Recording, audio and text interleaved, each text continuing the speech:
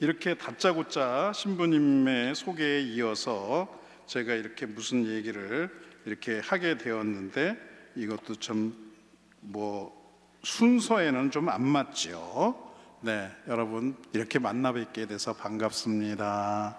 네,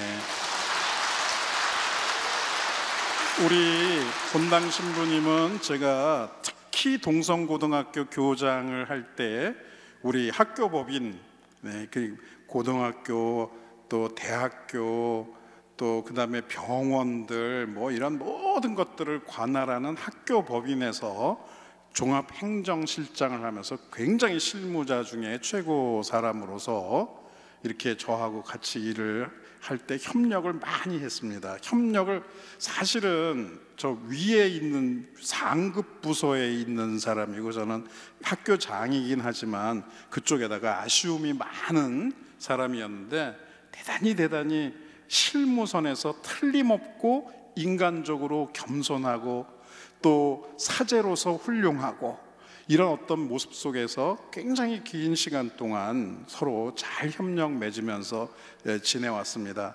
그래서 결과야 어떻게 됐는지는 잘 모르겠지만, 그러나 그때 함께 했던 그 추억은 아직도 저의 마음속에는 뿌듯한 좋은 시간으로 이렇게 남는 그런 신부님이십니다.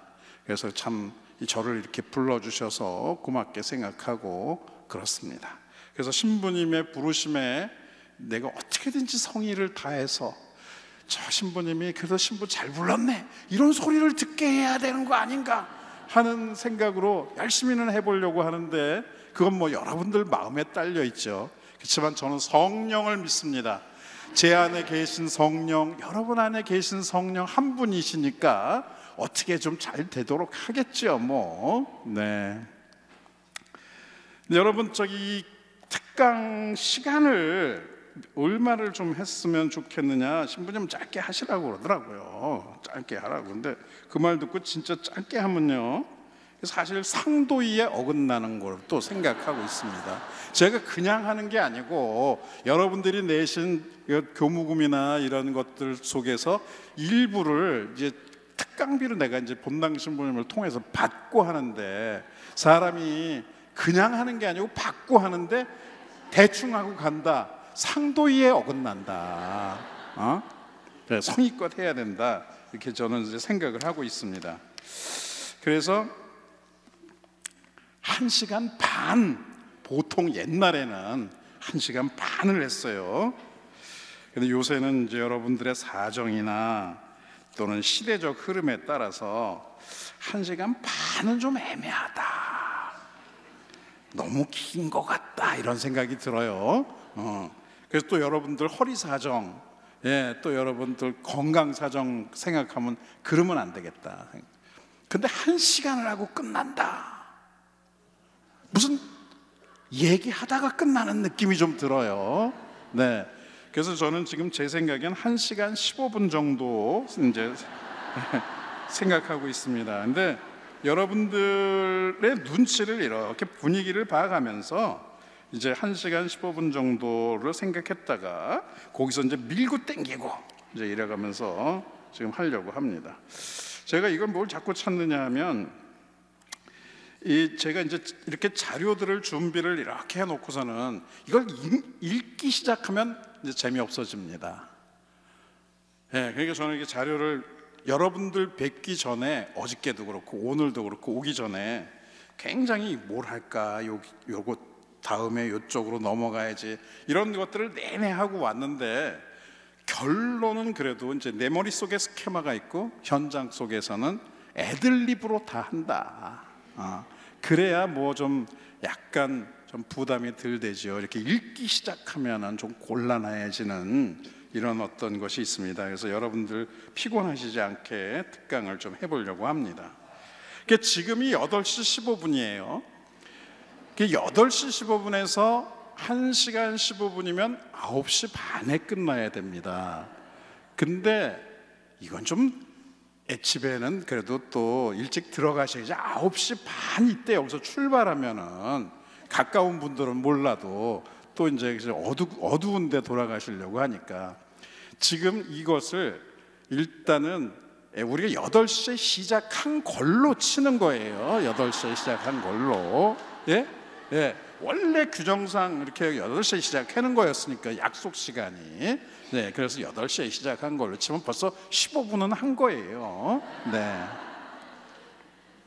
자, 그러면 이제부터 여러분들에게 무슨 말씀을 좀 드릴까 합니다.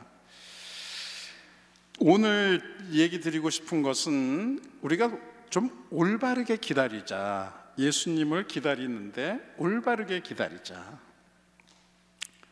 올바르게 기다리려면 뭔가 좀 알고 좀 판단력이 있고 분별력이 있어야 되겠다. 예수님을 내 마음속에 받아들이고 오시는 예수님을 품고 맞아들이고, 개신교적 표현으로 영접하고, 네, 이런 식으로 하려면 우리가 분별력이 좀 있어야 되겠다 하는 말씀을 드리고 싶습니다. 안 그러면요 굉장히 계속 기다리게 되거든요. 제가 지난 금요일 날인가요, 저기 가회동, 종로 가회동에 거기 노틀담 서울교육원이 있는데, 거기에서 1박 2일 동안 서울 모 본당에 성서 통독 모임 자매들을 피정 1박 2일로 해드린 적이 있습니다. 그분들이 성서 통독을 다 하지만 그분들이 알고 보니까 본당에 굉장히 주요한 여러 가지 직책들은 다 맡고 계시는 분들이더라고요. 그래서 이제 그분들을 하고 피정을 해드리러 이제 가는데, 햇빛은 쨍쨍, 오후 4시쯤 들어가는데, 1박 2일 피정이라서 4시쯤 들어가는데 바람은 좀 쌀쌀 이렇게 부는데, 거기 가회동 그쪽으로, 북촌 그쪽으로 해갖고 관광객들 뭐 이렇게 많더라고요. 근데 그 문 앞에서 이렇게 택시를 딱 내리는데 어떤 젊은 분이 무슨 교수님이세요 하고 나를 갖다 막 창문을 열더니 막 날 내리는데, 이제 교수님 저기 이렇게 오시는 분이시죠? 어디 오시는 분이시죠? 막 이러는 거예요. 그래서 피정하는데 오는데 이렇게 환영받은 적은 없는데, 그거 쌀쌀한데 그 사무실에서 그냥 갓 나와서 시간 돼서 기다리는지 옷이 좀 약간 좀 두껍질 않고 추워 보이는 옷을 입고 어떤 이제 자매가 그렇게 해서 막 그렇게 하는 거예요. 근데 난 무슨 얘기인지 알아들을 수가 없는 거예요. 분명히 우리 그 피정 담당자는 아닌 것 같아요. 그래서 이제 그쪽에 어떤 또 다른 무슨 발표하는 이런 사람이 있는데, 이제 저를 내리는 걸 보고 막 반갑게 맞이해서 이제 그러는 거예요. 그래서 좀 아닌 것 같다. 나는 좀 다른 일로 여기 다른 데 왔다. 그랬더니 그러냐고 그러면서 미안하다고 그러면서 저쪽에 가서 이제 기다리는데 막 추워갖고 이러면서 기다리는 거예요. 그게 아직도 지금 이제 눈에 선해요. 춥겠다 그러면서. 그러니까 오는 사람이 누군지를 모르고 기다리는 거예요. 사무실에서 이제 누가 대표자가 좀 나가서 기다리라고 어떤 교수 오는데 뭐 대충은 얘기했겠지. 약간 뚱뚱하고 약간 얼굴 크고 뭐 하여튼 대충인데 뚱뚱하고 얼굴 큰 애가 내리니까 이분인가 보다 하고 이제 왔는데 보니까 아닌 거예요. 그리고 근데 다행인 거는 이제 올 시간은 됐는 거를, 시간은 알아. 언제 오는지는 알아. 그러니까 거기서 이제 그렇게 기다린 거예요. 근데 누군지는 모르는 거예요. 우리가 기다릴 때 이렇게 기다리면 굉장히 난감하죠, 그죠?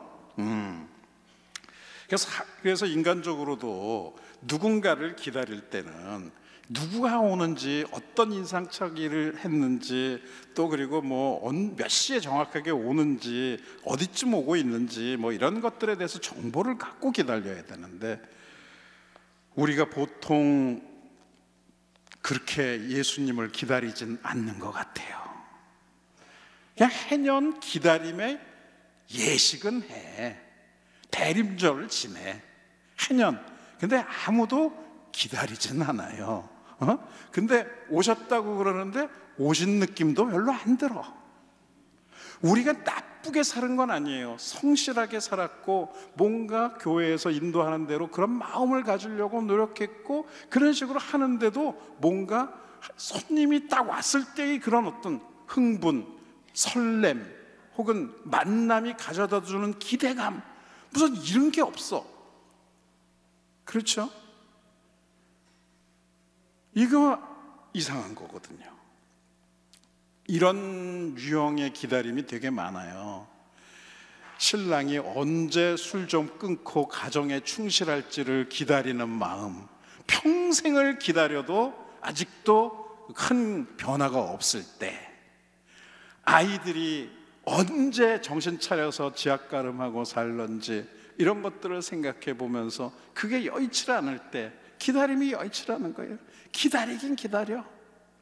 특히 사랑이 큰 부모님, 특히 어머님은요, 사람들에 대한 자기가 당신이 사랑하는 가족들과 특히 자식들에 대한 기다림과 기대감 이런 거요 한 번도 접거나 끝까지 이렇게 중간에 기대를 접는 일이 없어요.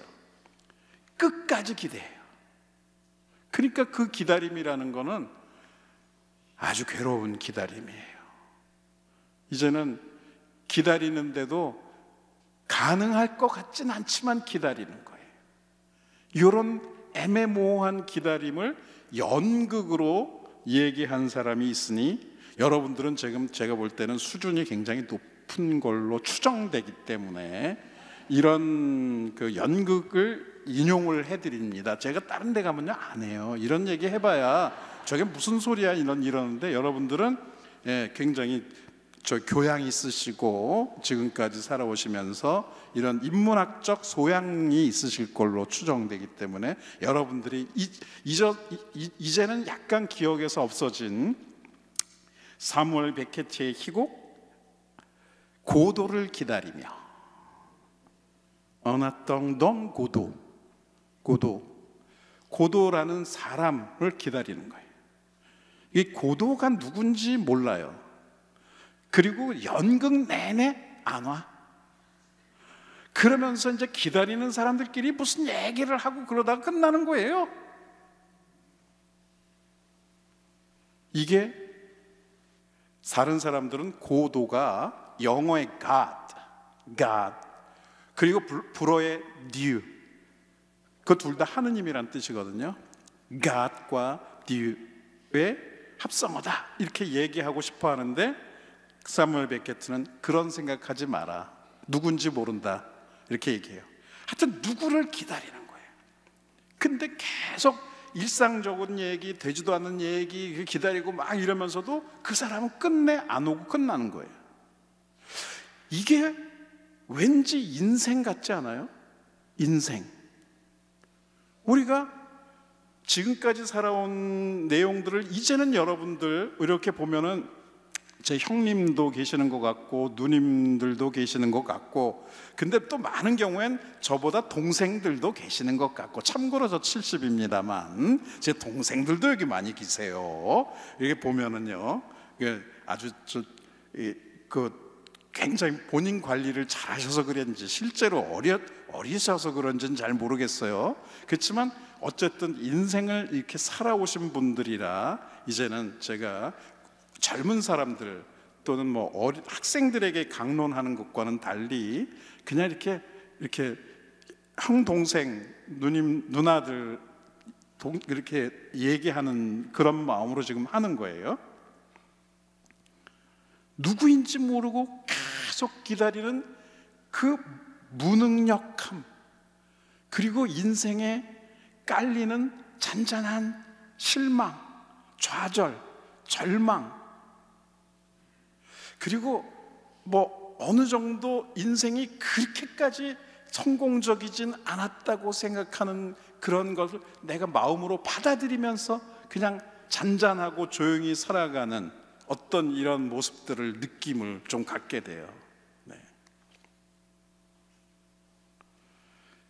그러므로 이것은 기다림 자체가 우리에게 설렘을 가져다 주는 기다림이지만 누구를 기다리는지도 모르고 언제 올는지도 모르고 기다리고 이런 것들을 갖다 인생 내내 기다렸다면 이것은 사람에게 굉장한 어떤 이렇게 쓰러져가는 느낌을 준다. 쓰러져가는 느낌.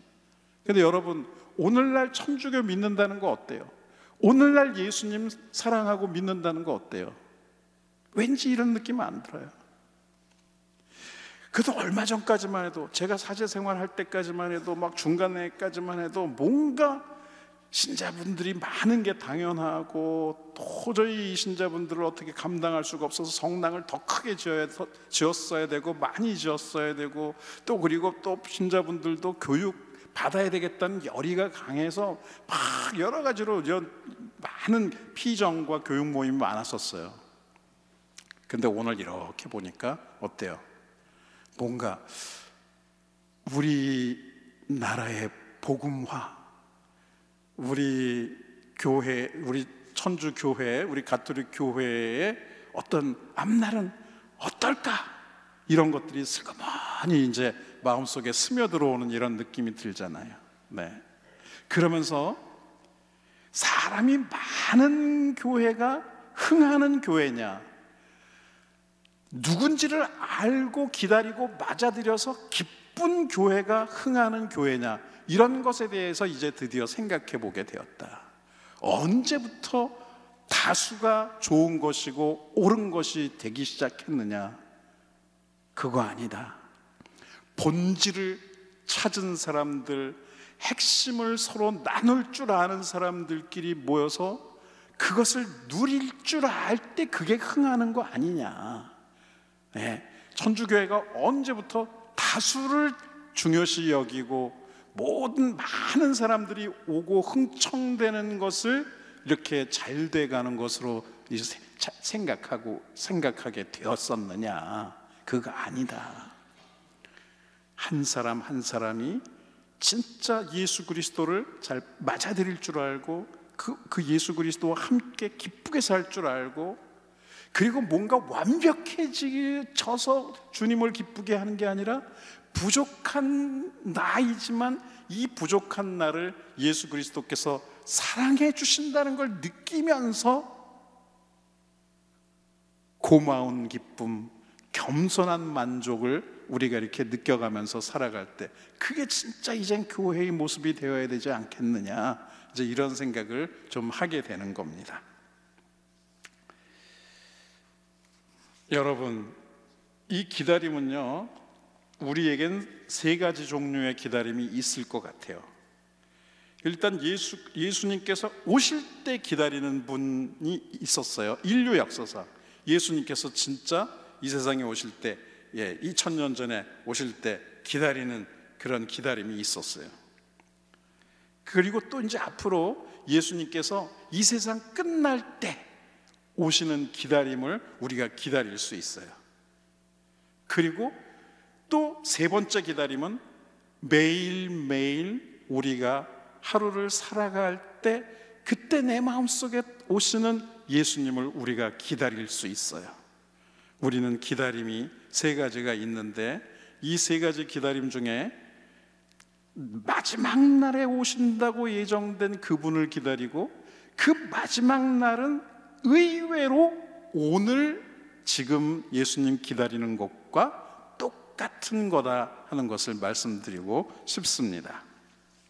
여러분, 혹시 책을 읽으시는 걸 좋아하신다면 C.S. 루이스라는 그 영국의 인문학자가 있는데, 이 사람은 가톨릭 신자들과 되게 친분 관계를 맺으면서 지내고, 그 신자들은 이 사람이 무신론자였다가 가톨릭 교회로 오기를 바랐지만 오다 성공회에 멈춘 이런 사람으로, 그렇지만 가톨릭 신앙과 아주 그런 무슨 큰 차이를 보이지 않는 아주 그 훌륭한 신앙인으로서 살았던 사람인데, 이 사람이 C.S. 루이스라는 사람이 나니아 연대기도 쓴 분이고 그렇습니다. 이 사람을 가톨릭 신자로서 진짜 이렇게 정당으로 오게끔 만들어 주려고 했던 옥스포드 인문학자들, 옥스포드 교수 출신들 인문학자들 중에 대표적인 사람이 톨킨이라는 사람이 있는데, 이 사람은 반지의 제왕을 쓴 사람이에요. 나니아 연대기니 반지의 제왕이니 뭐 이런 모든 것들이요, 그리스도에 관련된 이야기를 이렇게 소재로 한 겁니다. 근데 이 사람이 이제 스크루테이프의 편지라는 조그만 소책자를 전쟁 때에 가디언직 성공회 잡지에 1년 동안 이렇게 33편의 편지 형식의 유머러스하지만 어떤 그리스도교적 진리가 담긴 이런 글을 발표해 갖고 인기를 끌고 이분이 이제 책으로 엮은 게 스크루테이프의 편지입니다. 근데 이 스크루테이프라는 사람이 누구냐면, 뭔가 약간 스크루테이프 꼬인 것 같죠? 스크루테이프. 이 스크루테이프가 굉장히 그 중견 악마입니다. 유머러스에게 썼어요. 중견 악마가 이제 자기 사촌 신참 악마, 이제 신참 악마가 이 인간을 유혹하러 이제 직무를 맡아서 출발하려고 하는데, 자기의 조카 신참 악마 워무드에게 이제 어떻게 하면 인간을 꼬실 수 있나, 어떻게 하면은 그리스도로부터 인간을 뺏어내서 이게 자기네들의 아버지이신 사탄 밑으로 끌고 갈 수 있겠나, 막 이런 것들을 얘기하는 중에 이 사람이 얘기한 것을 좀 얘기하고 싶어요. 시간의 문제입니다. 인간은 이 사람이 얘기하기를, 그러니까 스크루테이프가 얘기하는 거예요. 스크루테이프의 입을 빌려 C.S. 루이스가 자기가 이해한 하느님과 시간에 관한 문제를 얘기하는데, 인간은 시간 속에 살고 있지만 하느님은 인간에게 영원을 예비해 주셨다. 그리고 하느님은 인간이 자기의 관심사를 현재에 두길 원한다. 과거도 아니고 미래도 아니다. 현재에 두길 원한다. 왜 그러냐면, 현재야말로 실제로 우리가 무엇인가를 할 수 있는 시간이기 때문이다. 그리고 이 현재는 영원으로 들어가는 문이다. 여러분, 이 현재 중에 우리가 만약에 미사를 봉헌하고 있잖아요. 그러면 이거는 영원과의 만남이다. 미사 중에 함께 이렇게 우리가 현재로서 미사를 지내고 있는 이 순간은요, 영원과 접하는 순간, 하느님과 만나는 순간이기 때문에 이건 대단한 순간이다. 이렇게 얘기를 합니다. 여기서 보면요, 우리가 미래에 사는 것처럼 어리석은 일이 없다, 이렇게 얘기해요. 미래는 미지의 것, 비현실적인 것, 가장 영혼과 닮지 않는 가장 완벽하게 찰나적인 것이다. 미래라는 거는요. 여러분, 미래는 어떻게 돼요? 조금만 있으면 바로 현재가 돼요. 미래라는 건 있지 않아요. 우리가 추정하는 거예요. 여러분, 수평선 바라보고 노저면 어떻게 돼요? 수평선 쪽으로 가면서 이렇게 노져서 막 가다 보면 수평선이 오면 거기가 어디예요? 그냥 바다 한가운데고 수평선은 저쪽에 또 있어. 이게 이 수평선은요, 미래는 수평선과 똑같다. 그래서 미래를 생각하는 것은 언제나 비현실적인 허상을 생각하게 하는 것이고, 언제까지나 우리에게 희망 고문을 하는 것이고, 언제까지나 우리를 미래에 대한 두려움에 시달리게 하는 그런 요소일 뿐이지, 미래를 우리가 살아본 적은 한 번도 없다. 가보면 항상 현재예요. 제가 은퇴하고서 지금 하고 있는 일 중에 제일 중요한 일이 뭐냐면요, 살림살이 정리하고 버리는 일들입니다. 제가 은퇴한 지 3년 됐는데 뭘 버렸을까요? 수첩 몇 개 버렸습니다. 이게 수첩은 버려야 될 것 같아요. 제가 거기에 중요한 것 같아서 내 메모도 쓰고, 거기에 뭐 사람 이름도 쓰고, 어떤 놈은 나쁜 놈 막 이런 것도 썼고 막 그랬기 때문에, 이게 이제 만약에 내가 여차직하고 나서 수첩이 남아서 보면은 저기 훌륭한 박이신 분 줄 알았더니 전혀 안 훌륭하다, 이런 것을 증명할까봐, 증거물이 될까봐 이걸 이제 없애버리는데, 없애버리려고 할 때 여러분 어떻게 돼요? 그냥 없애면 되는데 꼭 읽어봐. 그죠? 이거 읽어보고 중요한 건 또 여기다 메모해 놓고 읽어보고 버리고, 그러니까 어떻게 됐냐면 3년째 지금 지내고 있는데 수첩 몇 권밖에 버린 게 없어요. 그리고 맨날 어떻게 하냐면 이거 정리해야지 하면서 오늘은 정리 안 하는 거예요. 내일 해야지 하는 거예요. 그러니까 어떻게 되면 지금 3년이 가도 정리를 안 하고 있는 거예요.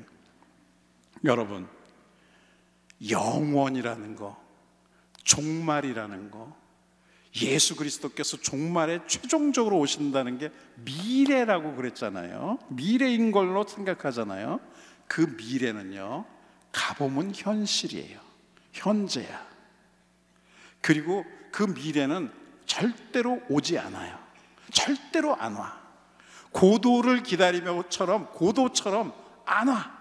기다리고 올 걸로 예측하고 추정하는데 안 와요. 그러니까 우리가 늘 속는 거예요. 그래서 이렇게 이 C.S. 루이스는 이렇게 표현합니다. 과거는 꽁꽁 얼어붙어 더 이상 흐를 수 없고, 과거는 이미 지나갔기 때문에 바꿀 수 없어요. 꽁꽁 얼어붙은 추억이에요. 그래서 과거에 사는 사람은 어때요? 현재를 살아도 사는 거가 아니야. 그죠? 내가 왕년에 이랬고, 그런 얘기 해봐야 아무짝에도 소용없어요. 아무도 그거를 귀담아 듣질 않아요. 처음엔 궁금하니까 좀 역사 이야기처럼 이렇게 듣고 싶지만, 그런 걸 계속 하면은요, 듣고 싶질 않아요. 왜냐면 그건 바뀌는 게 아니거든요. 옛날에 들었는데 한 번만 더 들으면 100번째예요. 이런 얘기 이제 많이 하거든요. 그러니까 과거는 꽁꽁 얼어붙어 변할 수가 없어요. 그러니까 과거에 우리가 살 수가 없어요. 현재는 영원이라는 빛으로 찬란하게 빛나고 있다, 이렇게 표현해요. 현재만이 유일하게 사람이 뭘 할 수 있는 순간이고, 현재만이 내가 살아있음을 뭔가 내가 확인해 볼 수 있는 그 순간이고, 이 현재 안에 영원이 담겨 있는 거예요. 현재 안에 영원이 담겨 있어요. 그러니까 여러분, 그 종말의 세상 끝날 무렵에 예수 그리스도께서 오신다. 그건 공적인 공심판이고, 사적인 사심판은 내가 개인적으로 인생 끝날 때 하느님을 만나게 된다, 이럴 때 그 미래는요, 오늘 잘못 지내고 그러면은 그 미래도 마찬가지일 것이다.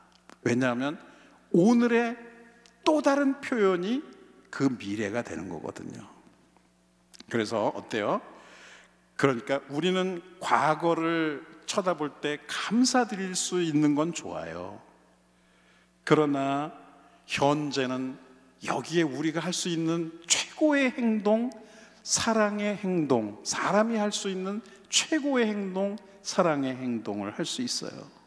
이 사랑의 행동을 완성시키고 사랑의 행동이 제대로 된 사랑일 수 있기 위하여는 믿음이 그 안에는 있어야 되고 희망이 있어야 돼요.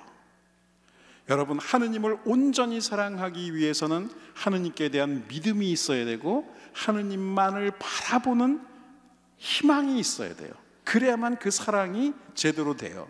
여러분, 우리가 사람을 사랑할 때에도 마찬가지예요. 사람을 그냥 사랑만 하면요, 요거는 약간 삐뚤어진 사랑, 모자라는 사랑, 왜곡된 사랑, 흉측한 사랑, 이상한 사랑, 괴로운 사랑, 막 별의별 잘못된 사랑이 있을 수 있어요. 그러나 이 사랑이 제대로 된 사랑일 수 있기 위해서는 그 사랑하는 그 대상을 내가 믿어야 됐어요. 믿을 수 있어야 돼요. 그래서 결혼식 할 때 아이들이 남녀 연인들이 이렇게 커플들이 결혼식 할 때 결혼식을 할 때 왜 니네 결혼 어떻게 해서 결혼하기에까지 이르렀느냐고 물어보면요, 거기엔 꼭 상대편에 대한 신뢰감을 느꼈기 때문이라고 얘기를 많이 해요. 믿을 수가 있다고 보는 거예요. 이것처럼 진짜 모험적인 건 없죠, 사실은.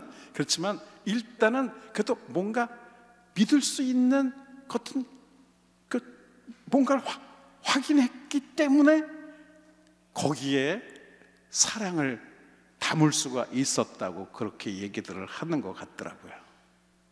그래서 진짜 사랑이 담길 그릇은 믿을 수 있어야 되고요, 그 다음엔 또 한 가지 희망할 수 있어야 돼요. 그러니까 이 그대만을 바라보며 그대만을 온전히 희망하는 마음, 그런 게 있어야 이게 이제 드디어 제대로 된 사랑이 되는 것 같아요. 네. 근데 그대만을 희망하지 않는다 그러면 어떻게 하냐면 동상이몽이 또 될 수가 있어요. 예.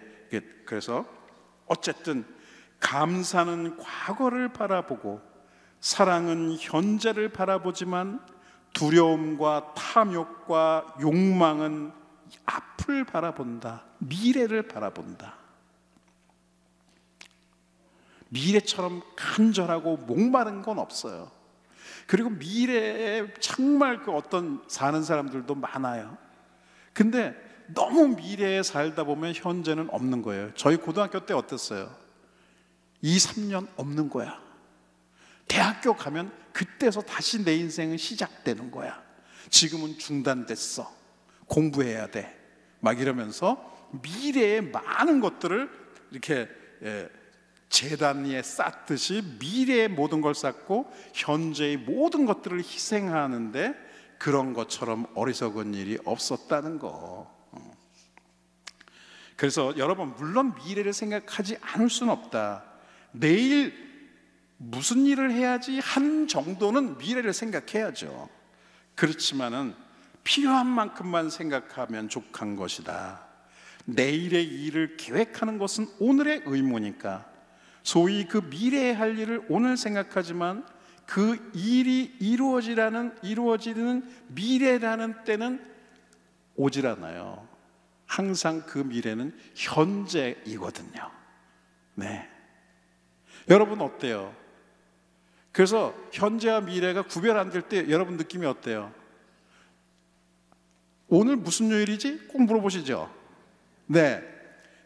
막 회사에서 일하고 막 약속들이 많고 할 일이 있고 막 이러면은 오늘 무슨 요일 막 이런 게 기억이 나는데 이제 은퇴하시고 특별히 하실 일들이 없고 그러면 어떻게 돼요? 예. 매일 일요일 같고 매일 월요일도 일요일 같고 그러니까 요일 구별이 잘 안 돼요. 네. 그게 그러니까 그리고 자고 일어나면 오늘이야. 무슨 놈의 인생이 이렇게 되는 거예요. 그러니까는 이게 미래에 대한 건 옛날에는 그래도 뭔가 희망과 계획과 무슨 꿈이라도 있었는데 지금은 그런 게 없어요. 하도 살아오다 보니까 알아. 미래 가봐도 오늘밖에 없다는 거. 저 어렸을 적에는요, 저 언덕 넘어 산 너머엔 누가 살지 이런 생각을 해본 적이 진짜 있었어요. 저는요, 원주쯤 가면 벌써 강릉을 내다봤어요. 네, 원주 놀러 갔는데 벌써 막 바다 냄새가 나는 것 같더라고요. 근데 지금 나이 들으니까 어때요? 저 산 너머에 뭐가 있나? 사람 살아 그냥 거기도.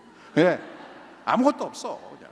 이제는 뭔가 꿈으로 보질 않고 현실을 너무 겪다 보니까 약간 그런 지혜가 생긴 거예요. 미래라는 게 별거 없다는 거. 지금이 중요하다는 거. 그래서 그러므로 이제 사탄이 우리 인간들을 헛되게 살게 만들려고 그러면은요, 미래에 살게 만드는 거예요. 이게 근데 사기꾼들이 많이 그래. 여러분 주변에서도 뭔가 이렇게 도움을 받고자 하고 막 그럴 적에 청사진을 내놓잖아요. 요번에 이거만 잘 되면 이렇게 돼서 아파트가 이렇게 되고 저쪽 동네 가서 이렇게 돼갖고 하여튼 저기 10년 뒤에는 행복하게 살게 됩니다. 10년까지 사는 게 문제야. 지금 10년 정도를 10년 뒤엔 된다는 거 아니에요 지금. 그러니까 미래에 좋은 것이라는 무지개를 잡도록 끝없이 쫓아가느라 지금 이 순간에는 정직하지도 못하고 친절하지도 못하고 행복하지도 못하게 살게끔 인간들이 현재 누릴 것들을 못 누리게끔 하는 게 마귀들이 하는 행동들이다. 예수 그리스도는 얘들아 오늘이 중요해. 오늘 고생했으면 오늘로 충분해. 내일 걱정은 내일 해라. 이렇게 얘기를 하시잖아요. 오늘 걱정만 해도 힘든데 내일 걱정까지 앞당겨서 해. 근데 그럴 필요가 없어요. 내일 되면 오늘이니까 그때 가서 또 고민하면 되는 거거든요. 우리가 매일매일 하나님께 기도하는 게요, 오늘 일용할 양식을 달라고 기도하는 거고요, 오늘 힘든 일을 오늘 견딜 수 있게 해달라고 하면 되는 거거든요. 근데 우리는 자꾸만 하느님께 기도하는 게 뭐냐면 일어날 걸로 추정되는 그거 일어나지 말게 해달라고, 그런 불행 일어나지 말게 해달라고 그거를 앞당겨서 걱정하면서 주님께 그걸 자꾸 하는 거예요. 이거 하느님도 못 도와줘요. 미래가 왔어야 도와주지. 미래가 안 온 건데 자기네들이 그렇게 생각하면서, 여러분 그리고 여러분들 앞날 걱정하는 게 한두 개가 아니에요. 보면 최소한 내가 볼 때 10개씩은 갖고 계셔. 10종목은 걱정하고 계세요. 근데 이 10종목이 여러분 실제로 살아보면서 통계를 보면 다 일어났었나요? 안 일어났었어. 근데도 왜 통계를 무시하고 계속 걱정만 하고 예비하고 준비하고 하는 거냐 이거예요. 그것처럼 어리석은 일이 없다. 오늘 걱정만 해도 힘들고, 그러니까 어떻게 돼요? 좀 가족들에게 잘해줄 마음도 줄어들고, 내 인생을 기쁘게 살고 내 인생의 여유를 누르랄라 하는 조금의 여유 같은 것들도 그 못하고, 이걸 뭘로 채우냐면 자기가 추정하는 그 미래에 있을 무슨 걱정거리를 앞당겨 갖고 다 채워서 지금 걱정을 하는 거예요. 이건 예수님도 못 도와줘. 우리가 사서 그렇게 걱정을 하고 이러는 거예요. 그러니까 인간들이 현재 누려야 할 하느님께서 주신 진정한 선물들을 지금 누리질 않고 미래라는 재단에 몽땅 쌓아놓고 거기 땔감으로 다 태워버리는 거예요. 이게 어떻게 돼요? 맨날 오늘은 피곤해. 근데 실제로 하나하나 보면 오늘 피곤한 일은 그렇게 없었어. 걱정이 거기다가 이제 너무 많이 들어가 있는 걱정이. 그러다 보니까 매일매일이 걱정이 너무 큰 거예요. 앞당겨서 하니까. 근데 앞당겨서 그 10가지가 동시에 일어날 확률이 거의 없고 일어나 본 적도 없는데도 그렇게 걱정을 해요. 그래서 이 걱정과 레이더를 뻑뻑뻑 켜고 막, 그래서 막 미리미리 피하고 미리미리 대비하고 막 이렇기 때문에 내가 하루를 산 것처럼 착각을 하는 거예요. 일어나지도 않고 일어나지도 않았던 것들을 막 준비한다고 그러니까 얼마나 더 웃겨요. 그래서 어리석게도 막연한 미래의 모든 것을 걸고 산 인간들에게 하느님은 이렇게 말할 겁니다. 어리석은 자야, 오늘 밤에 네 목숨을 되찾아갈 것이다. 그러면 네가 마련해 둔 것은 누구 차지가 되겠냐? 제가 볼 때요, 돈 모아둔 사람 중에 그 돈 다 쓰고 죽는 사람 한 명도 없어. 그리고요, 자식들을, 내가 황창현 신부는 아니에요. 황창현 신부하고 나하고는 의견이 달라요. 그 사람은 뭐 자식들에게도 다 줄 필요 없다, 막 쓰고 죽어라. 근데 그게 세상을 다 써라 그럴 때는 뭐 본인한테도 내라 이런 뜻도 약간 있는 것 같기도 해. 이게 들으면 말은 안 하지만. 근데 저는 그건 아니에요. 여러분 자식한테 다 주고 싶지. 자식한테 주고 싶지. 예? 이게 다 퍼줘도 시원찮죠. 여러분 어느 누가 자식 사랑을 할 때 여러분 수경 재배하듯이 자식 사랑 할 수 있어요? 모 몇 그램, 모 몇 그램, 많을 필요 없어. 딱 손실이야. 그러니까 딱 정확하게 몇 그램, 몇 그램, 몇 그램 이렇게 해서 종합적으로 해갖고 요 식물을 키울 때 물에다가 영양제를 타서 이렇게 과학적으로 그렇게 키우잖아요. 여러분 애들을 그렇게 키웠습니까? 갖다 퍼부었지. 갖다 퍼부었어요. 예. 그리고 더 못 부어서 안타깝고 종류별로 골고루 못 부어서 좀 미안하고 그래서 막 갖다 퍼부었어요. 저는요 우리 부모님이 저한테 과도히 갖다 퍼부어서 제가 늘 어머니한테 그랬어요. 어머니 나한테 돈 투자 너무 하지 마세요. 성적 이만큼 안 나옵니다. 그리고 투자한 만큼 이렇게 걷어들이기가 어렵게 돼 있어요. 제가 볼 때는요. 그러니까 어머니 제발 더 많이 투자하거나 돈 쓰지 마세요. 그런데도 계속 쓰시고 그래갖고 그 바람에 요만큼이라도 된 거예요. 제가 진짜 그 여름에 장맛비 그 폭풍우가 쏟아져서 막 사람들이 떠내려갈 정도의 그 은총 같은 그런 물 같은 부모님의 사랑을 받고 알량하게 요만큼이라도 된 거라니까요. 지금 굉장히 비효율적인 거예요, 사랑이라는 건요.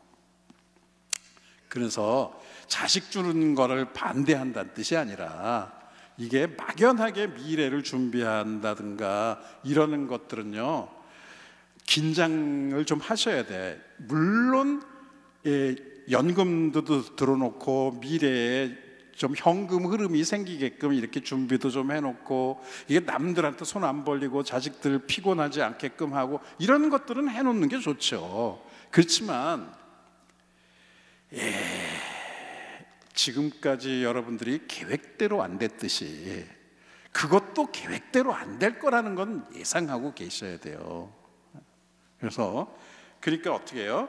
현재만이 중요하다. 이거 여러분들 어렸을 적에도 그렇고 애들한테도 오늘 하루만 잘 살아 이런 식으로는 못 가르쳤을 거예요. 그 뭐 하루 먹고 다 먹고 치워. 내일은 또 내일의 해가 뜬다. 이렇게 누가 가르칠 수 있었겠어요. 준비하고 예비하고 그래라 이렇게 가르치죠. 그렇지만 우리가 잊어서는 안 되는 게 현재만이 영원과 소통되는 순간이다. 신앙인으로서 영원하신 하느님과의 만남이 이루어지는 순간은 지금이다. 그러니까 여러분들 대림절 할 때 어떻게 했어요? 지금 여러분 주님 오시는 거 지금 한 달 뒤로 예정하고 있잖아요. 전례적으로. 그리고 또 여러분들이 종말은 내가 이제 몸 아파서 이제 뭐 어려워질 때 그때라고 생각하잖아요. 아니라는 거예요. 지금이라는 거예요. 그래서 우리가 예수님이 오시는 시간은 지금이라는 거, 이게 굉장히 여러분들에게 중요한 말씀으로 좀 드리고 싶고요. 근데 이제 누군지를 알아야 예수님이 오셨네 하고 기다리잖아요. 여러분 예수님 여러분 마음속에 오셨어요? 자신할 수는 없지만 아마 오셨을걸요. 그러니까 여러분 제가 여기 올 때 이제 또 여러분 뵌다고도 샤워도 하고 또 그래서 이제 하는데 요새는 이제 이렇게 안 씻으니까 여기 씻어도 이게 세월이 가다 보니까 이게 뭘 안 바르면은 이게 막 몸에서 막 이런 게 일어나. 그러니까 이제 막 옛날하고는 달리 막 겨울 되면 부지런히 이렇게 뭘 발라야 돼요. 근데 저는 너무나도 이제 바쁘니까 씻고 닦고 다시 크림 바르고 그러려면 2번 작업하잖아요. 그러니까 저는 어떻게 했냐면 씻고 물을 안 닦는데 오일로 해. 오일. 그거 괜찮은 방법이에요? 저는 이제 그거 그럼 올 인 원이잖아요. 씻고 물 있는 데서 닦고 대충 하면은. 근데 이렇게 되면은 옛날에는 이제 베이비 오일로 했는데 누군가가 오일 좀 갖고 와라 그랬더니 제 동생 보고 갖고 와라 했더니 뭔가 향이 괜찮은 걸 갖고 왔어요. 근데 그거 괜찮더라고요. 그래서 이제 그걸 이렇게 바르고 이제 그래요. 여러분, 좋은 기름을 바르거나 이러면은요 향기가 나요, 안 나요? 나지요. 나. 여러분, 예수님과 함께 있으면 예수님의 냄새, 예수님의 향기가 나요. 여러분, 천주교 성당 나와서 예수님 만나면요, 예수님 만나는데 교회 가서 만나지 않고 성당 가서 만나는 걸요 택시기사들은 다 알아요. 택시기사들이 얘기해. 성당 다니는 분들은 다르다는 거예요, 뭔가. 예. 이게 다른 교회 다니는 사람, 어떤 이런 사람들하고 성당 다니는 사람은 다르다는 게. 그래서 내가 물어봤어요. 뭐가 달라요? 그랬더니 뭔 얘기를 하면은 의견을 얘기를 잘 안 한대. 성당에서 의견 얘기했다 죽으라고? 안 돼. 여기서 이거 테레사 입 다물어 막 이제 누가 또 이제 대모님도 그러고 주변에서도 그러고 그러는 모양이죠. 그 얘기를 안 한다는 거예요. 하여튼 모르겠어요.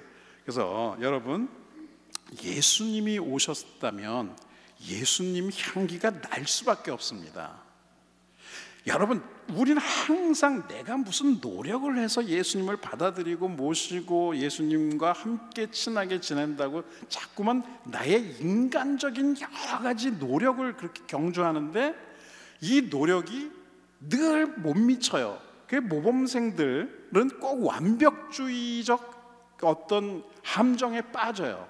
그래서 늘 자기 자신을 알게 모르게 반성을 해요. 반성을 하는데 내 자신의 모든 하루의 노력이라든가 이런 것보다는 꼭 못한 거를 생각해서 자꾸 반성을 하다 보니까 슬프게 돼요. 자꾸만 오늘 얼마나 잘 살았네, 이거는 잘했네 하는 그런 기쁨이 적고 꼭 뭔가 모자랐네 하는 쪽으로만 이게 살다 보니까 자꾸 슬프게 돼요. 그러니까 예수님께서 기껏 오셔서 함께 지내는데 예수님께서 주시는 기쁨과 예수님께서 풍기시는 향기 이런 걸 맛보고 이렇게 그 향기에 취하지를 못해요. 저희 아버지가 그러셨어요. 항상. 저는 아버지한테 칭찬받은 적이 없어요.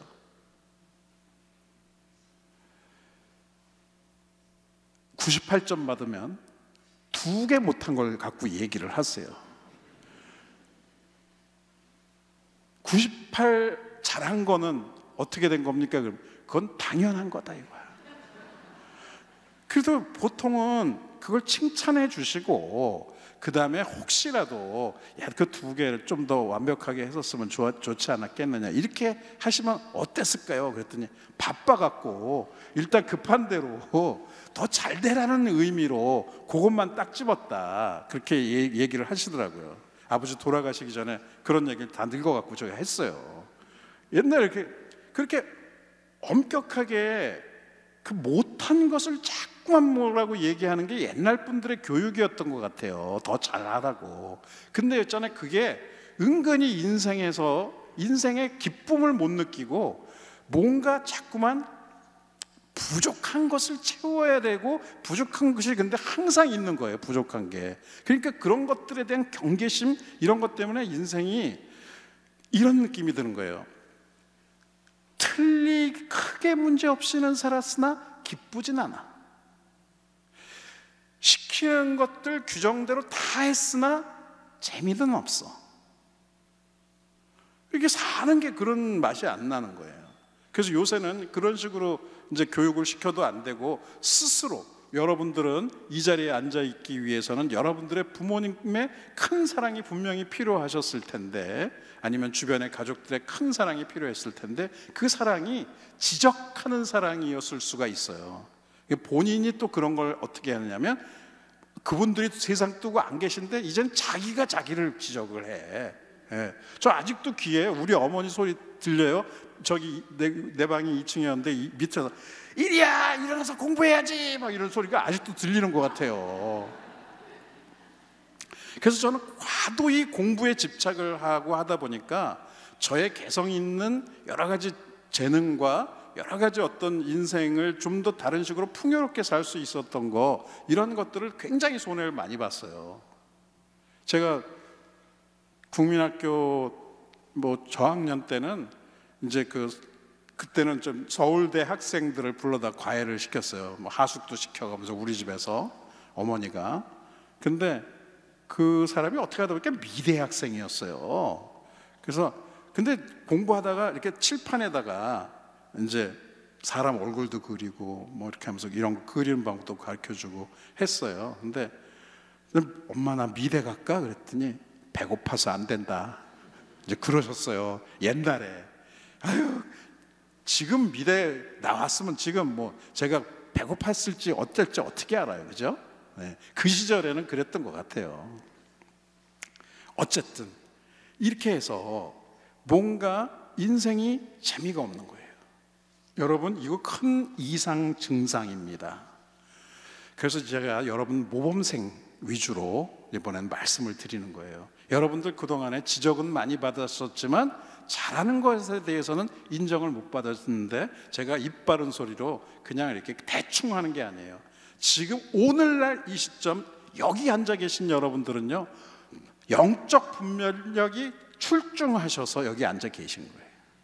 그리고 신앙생활 잘 하셔서 여기 앉아 계시는 거예요. 네. 근데 너무나 많은 경우엔 옛날에 국민학교 때도 그랬던 것처럼 결석한 애 혼나는 걸 출석한 애들이 듣고 앉아 있어. 그러니까 어떤 의미로 여기서 강론 때 무슨 이렇게 해야 됩니다, 저렇게 해야 됩니다, 과제 위주로 무엇인가를 얘기할 때 뭔가 그동안에 아쉬움이 있는 거예요. 늘 그렇지, 옳지. 그렇지만 늘 뭔가 부족함을 얘기하고 늘 뭔가 혼나는 것 같고 늘 지적받는 것 같으면 이게 옳긴 옳지만 기쁘지는 않는 거예요. 과제는 있지만 뭔가 사명감 같은 건 잘 못 느끼게 되는 거예요. 우리가 필요한 건 인정이고 칭찬이다. 그것이 막 얼레 칭찬은 고래도 춤추게 해요, 그런 게 아니라 진짜 있는 사실 그대로 우리가 이 정도 살면 그래도 굉장히 열심히 사는 편이다. 열심히 사는 사람들의 함정이 뭔지 아세요? 저도 열심히 한 사람이라고 이제 스스로 좀 생각해 볼 때 열심히 한 사람들의 함정은요, 만족할 줄을 몰라요. 항상 자기가 뭔가 부족하다고 생각해서 자꾸 뭐 하는데, 여러분 그거 젊은 시절에나 어린 시절에는 그렇게 해야죠. 이런 얘기는요, 젊은 학생들한테는 얘기 강론 안 합니다. 이런 식으로 그때는 열심히 해야죠. 근데 세월 다 가서 이제 하느님 만날 날이 더 가까운데 언제까지 또 열심히 할 거냐 이거예요. 내가 볼 때는 주님 만나서 그동안에 감사했던 거 고맙다고 얘기하고 지금 주신 이 시간 어떻게든지 기쁘게 좀 살게끔 이렇게 지내고 싶습니다라고 얘기하고 이렇게 좀 했으면 어떠냐, 그런 말씀을 이제 좀 드리고 싶은 겁니다. 그래서 이렇게 주님을 만나면 기쁠 때 우리가, 여러분 주님 오셨어요? 그러면 기쁘면 오신 거고, 안 기쁘면 예수님과 내가 대화가 약간 잘 안 되는 거거든요. 근데 그게 하느님 탓이 아니고 예수님 탓이 아니고 여러분들의 마음 탓이다.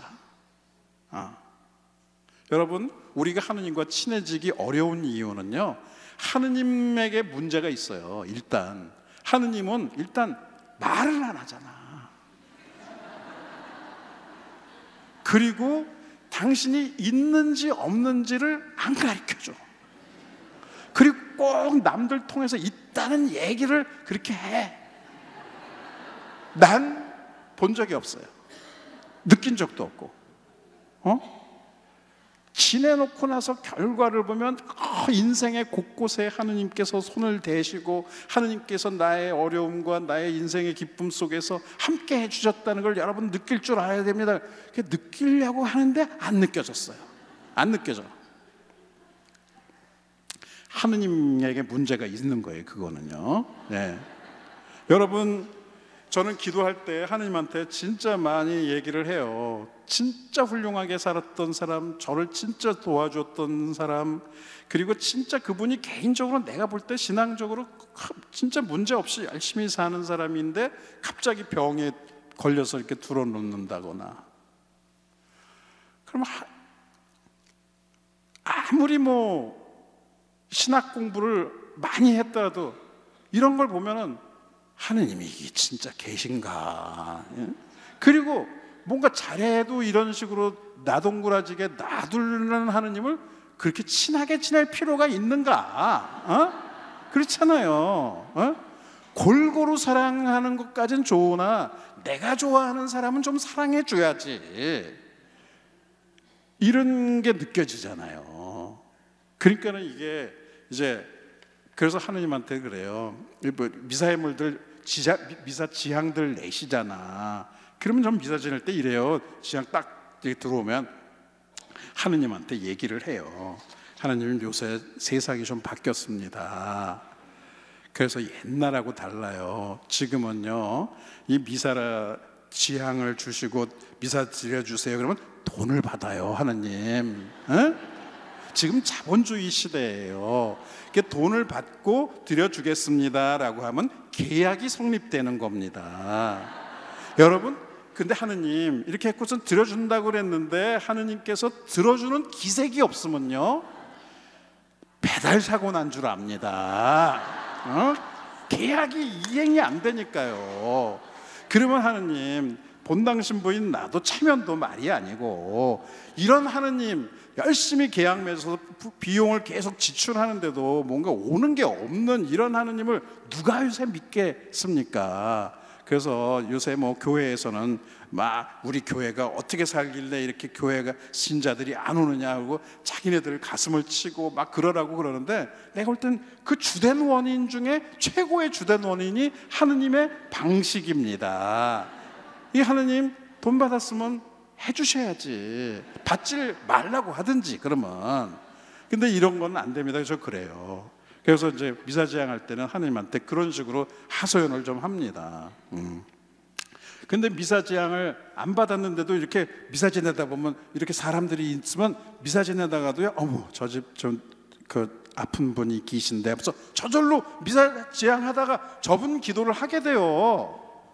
여러분, 그런 게 있어요. 그러니까 여러분, 미사지향, 미사 예물 낸 분들만 기억하는 게 아니라 이렇게 자꾸만 얼굴을 친하게 지내고 얼굴을 이렇게 보다 보면요, 미사지향 안 받았는데도 기억한다니까, 미사 때. 그러면 불공정하잖아요. 예? 그러면 미사지향 낸 사람하고 안 낸 사람하고 똑같이 기억을 하면 이건 아니잖아요. 그러면 이제 하느님한테 저 그런 얘기 쓱 합니다. 하느님, 요거는요 미사지향 안 받은 분입니다. 이렇게 딱 얘기를 해요.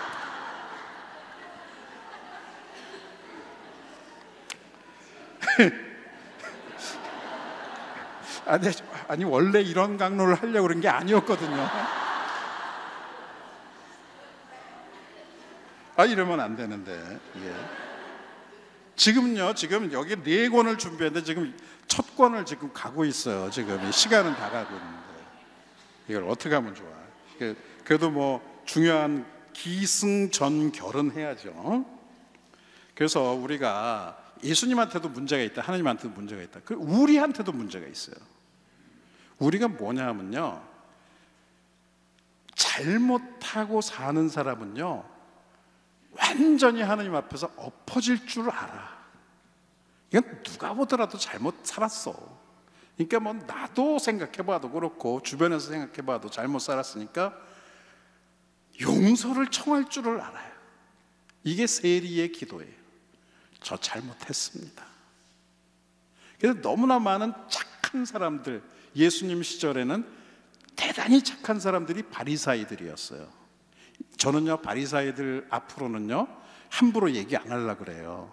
왜 그러냐면은 바리사이들이요 이렇게 보면요, 그때 당시에 진짜 기도 열심히 하고 진짜 하느님께 대한 공부 열심히 하고 어떻게든지 잘 살아보려고 했어요. 위선자라고 바리사이들을 고발할 때 보면요, 그건 왠지 우리 스스로 생각해 볼 때도 그런 마음이 좀 들지 않아요? 열심히 노력은 하지만 못하는 게 있는 거예요. 그러면 약간 그런 것들을 나 이거 못했습니다 그러고 다닐 건 없잖아요. 그냥 말을 안 할 뿐이죠. 예? 그러면 남들이 위선자라고 그러는 거거든요. 그 바리사이를 보니까요, 진짜 난 이해심이 가. 왜 그러냐면 내가 바리사이 같은 거예요. 우리 천주교 신자들이 바리사이 같은 거예요. 율법, 교회법, 뭔가 이렇게 지켜야 될 거, 이런 걸 너무 중요시 여기는 거예요. 응? 그래갖고 이제 바리사이들 보면 이제는 친하게 생각하려고 그래요. 그리고 바리사이가 예수님을 그렇게 구박하고 그럴 때 표징을 내놔라, 증명을 해봐라. 그게 왜 그러냐면요, 자기네들이 역대까지 조상님들로부터 이어져 내려온 모든 신학적 체계에 의하면 하느님이 이런 식으로 온다고 그런 적이 없거든요. 그러니까 하느님은 이래야 돼, 하느님은 이런 식으로 올 거야 하고 이렇게 공부를 하던 것인데, 예수님이 전혀 다른 관점 속에서 이렇게 자기가 예수 메시아라고 나타나서 얘기를 하니까 뭔가 우리가 믿을 만한 증거를 좀 내놔라고 이 얘기를 한 거예요. 믿을 만한 증거를 내놓으라고. 그거 여러분, 우리도 지금 예수님께 지금도 그러잖아요. 예수님 믿는다고 하면서 세례명까지 받은 분들이신데도 불구하고 예수님한테 자꾸만 믿을 만한 증거를 내놓으라고 그러잖아요. 우리가 예수님하고 지낼 때 어떻게 지냈어요? 교복음 다 냈죠? 안 낸 분 있으면 이번에 터세요. 네. 그 다 안 내도 되니까 얼른 5만 원 낼 거 있는데 그러면 10,000원이라도 내갖고 다 털자 이거지. 이거 신부님하고 얘기된 건 없어요. 그래서 신부님하고 이제 그 뜻이 다를 수 있는데 새해에는 새로 시작하자 이런 마음으로. 근데 어쨌든 그렇게 해서 우리 교무금 냈죠, 헌금 냈죠, 또 그리고 주일미사 빠졌다 그러면 바로 고해성사 받죠. 그리고 이것저것 나쁘게 살면 안 된다 그래서 내가 많이 참고 지냈죠. 억울하지만 내가 입 다물고 살았죠. 이렇게 이렇게 했는데 지금 와서 생각해 보면 이 정도 했으면 하나님 나한테 이 정도는 해주셔야지, 나한테 이럴 순 없지, 그런 생각이 들죠. 뭔가 당신이 들었다고, 계시다고, 나를 알고 있다는 표시 정도는 해주셔야지. 이런 걸 우리가 얼마나 기다려요. 근데 안 해주는 거예요. 그러니까 어떻게 해요? 친하냐고 물어보면 그냥 아는 사이라고 얘기해요. 친하고 싶지만 이상하게 좀 거리감이 느껴지는 사이다. 이게 친한 거 이런 거예요. 이것도 예입니다. 섭섭하게 생각하지 마세요. 딸처럼 친하지는 않은 거야. 뭔가 며느리처럼 친해. 예? 뭔가 친정어머니처럼 친한 게 아니고 시어머니처럼 친해. 예. 뭔가 친한긴 친한데 안 친해. 그래서 내가 할 도리는 다 했지만 기쁘진 않아. 인생이 내가 노력은 했고 옳다고 생각하고 중요하다고 생각하고 이런 해야 될 도리는 다 했는데 재미는 없어요. 이것이 뭐예요? 우리가 하느님에게 자꾸 표징을 요구해서 그런 거예요. 안 들어줘. 그래서 저도 이런 생각이 들어요. 사실 저도 이제 그랬어요. 근데 이제 은퇴를 얼마 놔두고 한 3년 놔두고 본당에서 앞으로 내가 이제 뭘 해야 될까, 어떻게 살아가야 될까. 여러분, 일반 분들은 은퇴하고 나면 충격이 크지만 신부는 은퇴하고 나더라도 거의 생활이 비슷해요. 그리고 이제 큰 변화는 없어요. 그렇지만 어떻게 되냐면 그래도 일반 분들이 느끼는 그런 어떤 변화의 충격 같은 건 느껴요. 네. 그래서 이제 어떻게 하나 그러다가 고민을 했더니 잘 아는 수녀님이 신부님 기도 좀 더 열심히 해보세요 그러는 거예요. 기도하면 하느님이 어디로 갈런지 어떻게 살아갈지 그런 걸 가르쳐 줄래나 하고서는 3년을 매일 1시간씩 기도했어요. 근데 1시간씩 매일 기도하는데 다른 시간에다 잡으면 왔다 갔다 하니까 꼭 미사 전 1시간, 그래서 미사전 1시간이면 고해성사 드려야 되니까 10분 정도의 여유를 남겨놓고 1시간 전에 가서 기도해요. 하느님,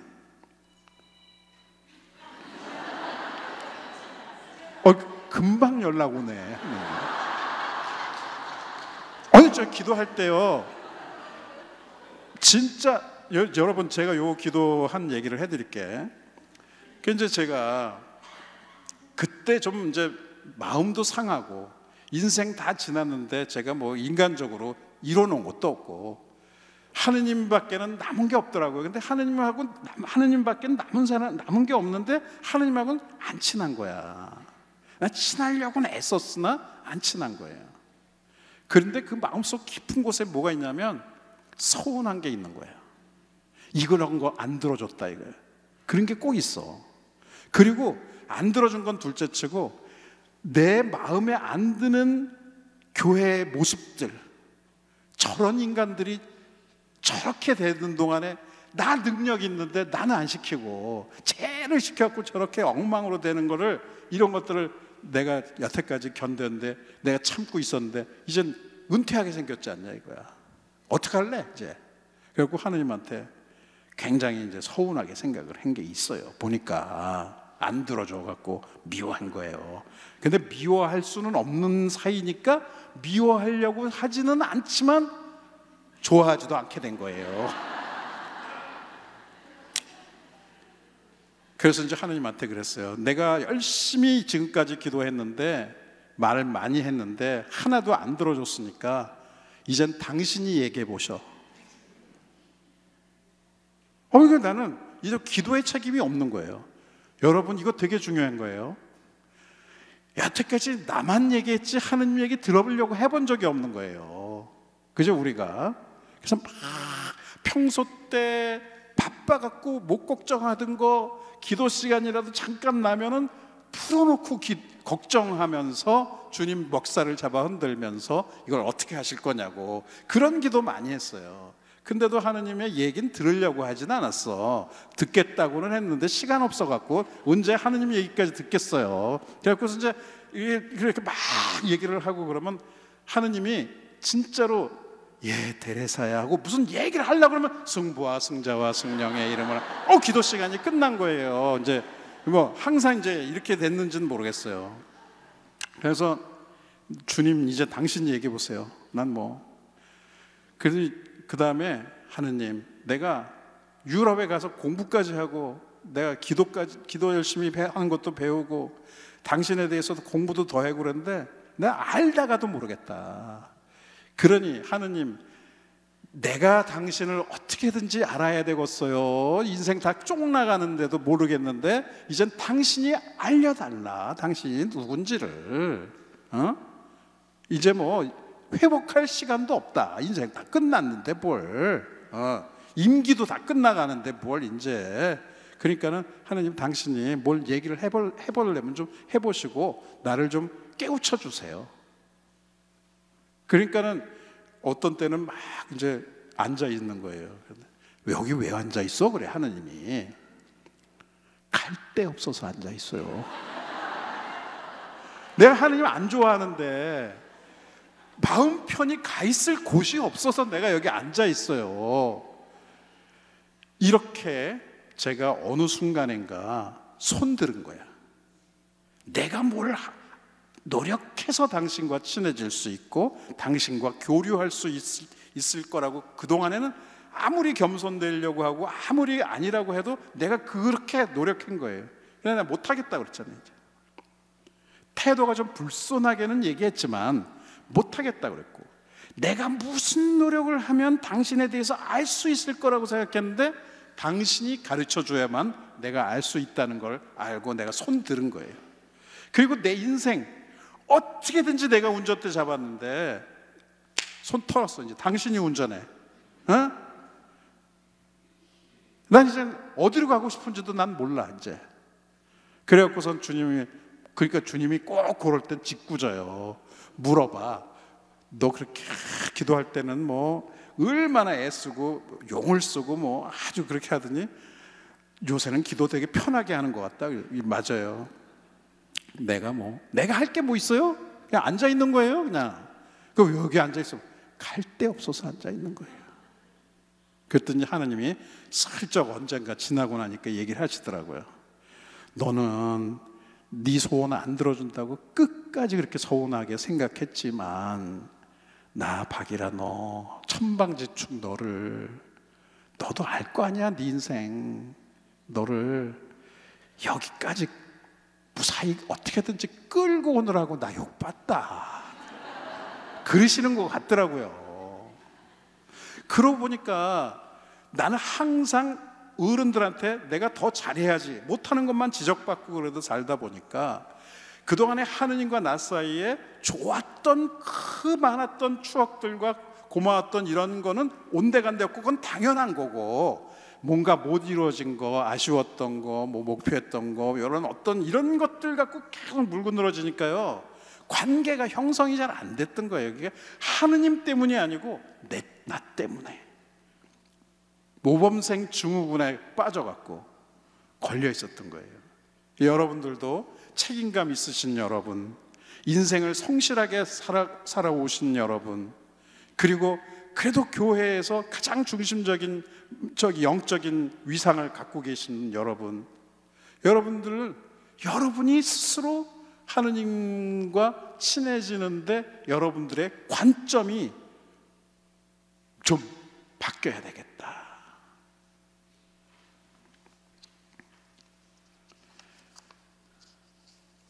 그래서 메시아이신 예수님께서 오셨는데 사람들은 계속 삑살이 냈잖아요.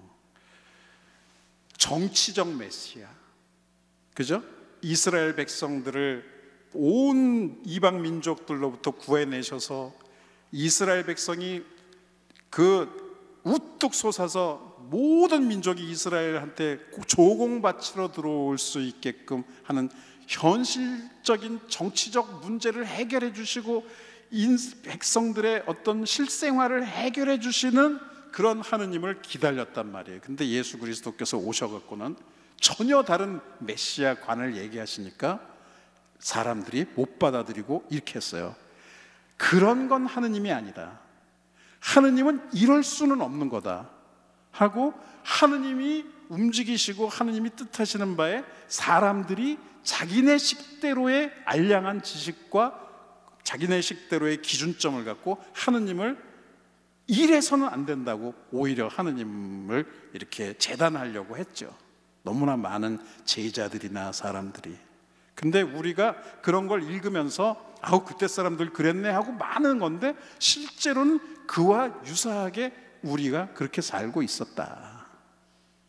그러니까 이제부터는 주님을 있는 그대로 받아들이고, 또 내 자신을 조금 더 이렇게 뭔가 좀 자유로이 이렇게 나를 좀 편안하게 이렇게 좀 놔둘 줄 아는, 그래서 모범생 여러분, 이제부터는 좀 덜 모범생이 되세요. 그래서 막 대충 사시라 이런 얘기 아니에요. 네, 성당도 이제 나오고 싶으면 나와라 이런 얘기 안 했어요. 네, 대충 너무 완벽하게 살고 모범적으로 살고 당신네들이 생각하기에 훌륭하게 살려고 하는 것들을 이제 조금 낮추시라. 편안하게 지내시라. 그러면 오히려 의외의 하느님과의 만남과 기쁨, 의외의 인생의 즐거움, 이런 것들이 있을 거다. 이런 말씀을 좀 드리고 싶습니다. 이게 우리가 대림절을 보내는 예수님 맞이의 영적 분별력 있는 예수님 맞이에 관한 이런 이야기를 드렸다고 생각합니다. 여러분 끝까지 잘 들어주시고, 실제로는 1시간 10분 정도 했는데 여러분들의 그 교양 있으심, 또 인내심 있으심, 이런 건 당연한 거죠. 모범적이시니까. 감사드립니다. 네, 감사합니다.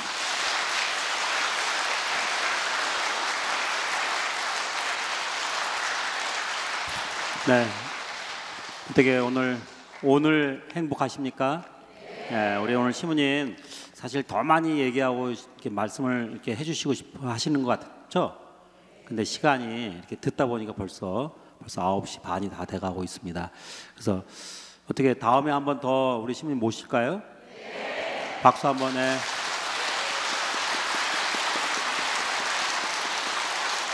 신부님 딱 뵈면 순발력 엄청 좋으시죠? 찬스. 네. 훌륭하십니다. 우리 감사합니다. 신부님 우리 다시 한번 큰 박수로 감사합니다.